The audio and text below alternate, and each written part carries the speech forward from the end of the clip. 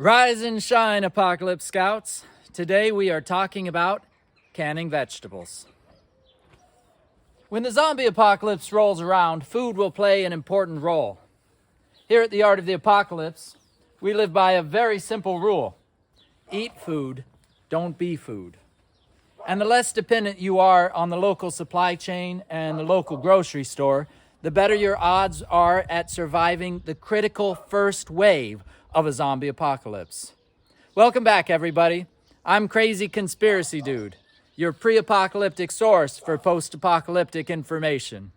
Using digital media to prepare for the collapse or ascendance of digital technologies, this is the Art of the Apocalypse.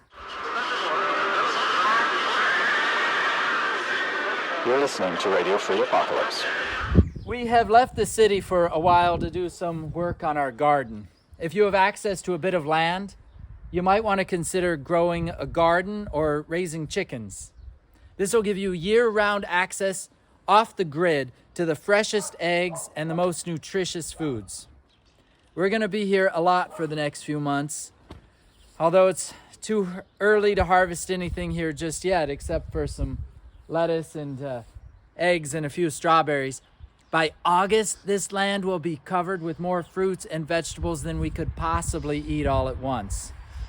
Rather than sneak around at night, secretly leaving bags of cucumbers on our neighbors' doorsteps, most of what comes out of this garden will be preserved in jars of ketchup and tomato sauce and pumpkin puree, roasted peppers, sauerkraut, plum sauce, raspberry and cherry jam, and a whole bunch of pickles.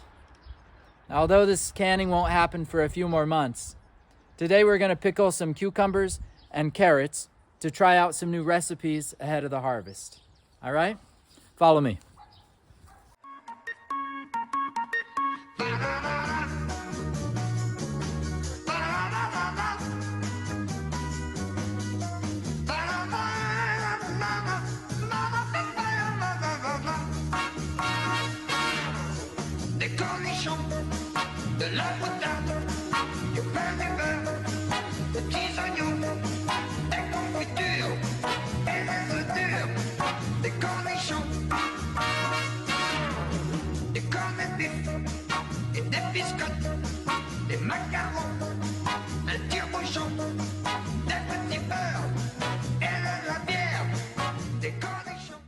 The towel in the bottom is to protect the jars.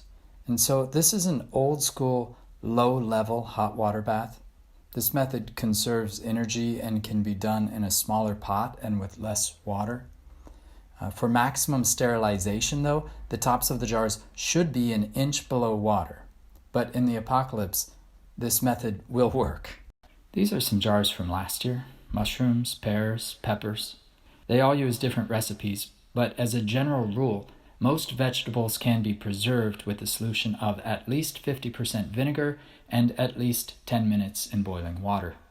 And this is a jar of sliced pickles from 2020. Let's take a look. You can see the rubber band hasn't done so well.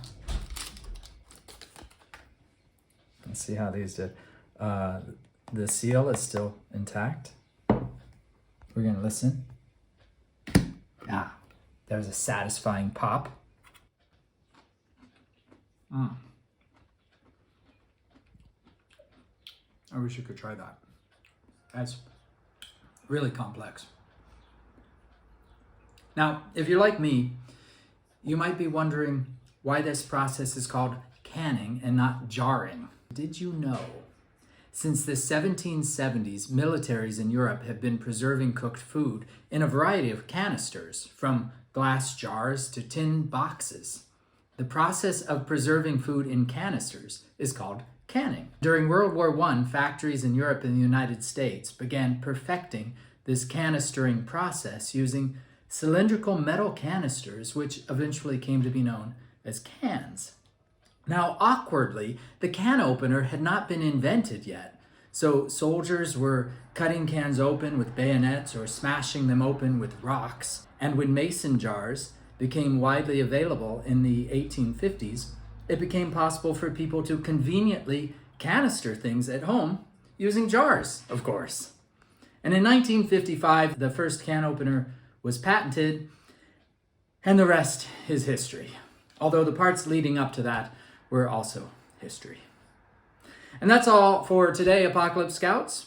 To complete the requirements for your Preserving Stuff in Jars virtual merit badge, preserve some stuff in a jar and tell me about it or post a picture in the comments below. Now please like and subscribe and repeat the Apocalypse Scouts oath. Hope for the best. Prepare for the apocalypse. Until next time, happy trails. And remember, there's no place like the apocalypse. Pickles, pickles.